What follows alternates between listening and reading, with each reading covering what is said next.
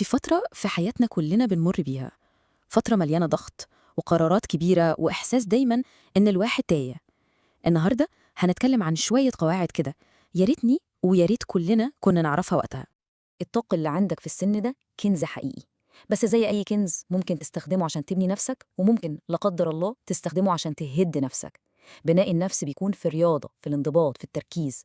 أما هدم النفس فبيجي مع تضييع الوقت والثقة القليلة في النفس والتشتت.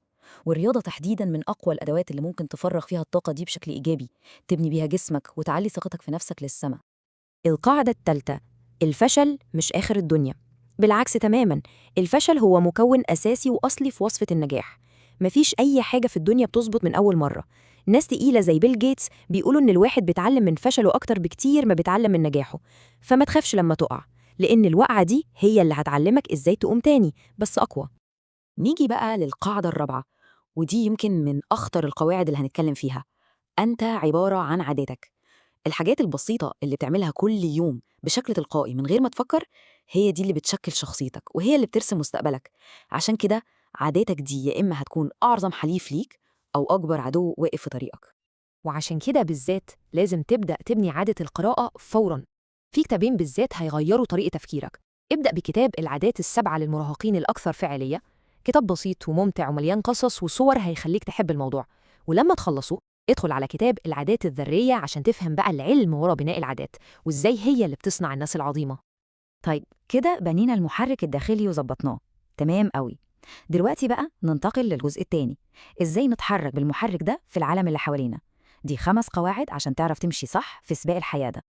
القاعدة الخامسة، ودي معلومة علمية لازم كلنا نكون عارفينها: الجزء اللي في مخنا المسؤول عن التحكم في النفس واتخاذ القرارات الصح وتنظيم المشاعر، اللي اسمه القشرة الجبهية الأمامية، الجزء ده بيفضل ينمو وما بيكتملش تماماً إلا في نص العشرينات.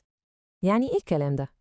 معناه ببساطة إن فرامل مخك لسه مش متركبة بالكامل، وده السبب اللي بيخلي الواحد في السن ده مندفع، بيتسرع في الحكم على الناس، بيغضب بسرعة. فخد بالك وامسك نفسك شوية وسوق بحذر. القاعدة السادسة: اختار صحابك بعناية شديدة. زي ما بنقول دايماً، الصاحب ساحب. لو الناس اللي حواليك بتذاكر، طبيعي هتلاقي نفسك بتذاكر معاهم. لو بيدخنوا، للأسف هتلاقي نفسك بتميل للتجربة. الشلة بتاعتك ليها تأثير ساحر عليك، يا إما هيرفعوك معاهم لفوق يا إما هيشدوك معاهم لتحت. القاعدة السابعة: إياك والمقارنات.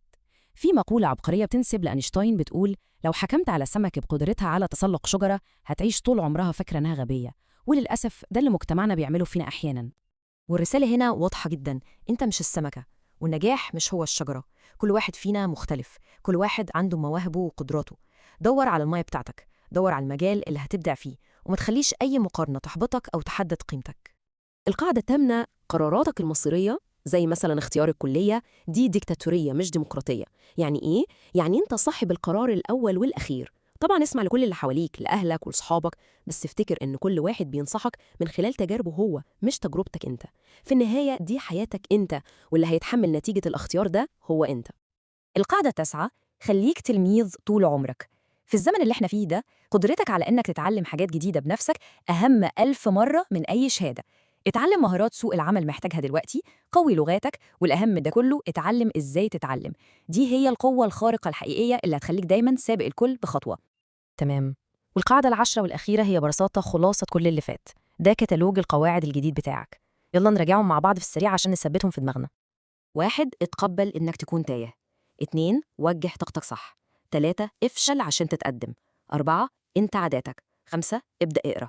6. سوق مخك بحذر. 7. اختار شلتك صح. 8. بلاش مقارنات. 9. قرارك ليك لوحدك. 10. اتعلم كل يوم. كل القواعد دي في الآخر بتوصلنا لأهم سباق في حياتك، والمنافسة الوحيدة اللي تستاهل بجد. الشخص الوحيد اللي لازم تنافسه كل يوم هو نفسك بتاعة امبارح. ركز بس إنك كل يوم تكون أحسن من اليوم اللي قبله، حتى لو بنسبة 1% بس. هو ده النجاح الحقيقي.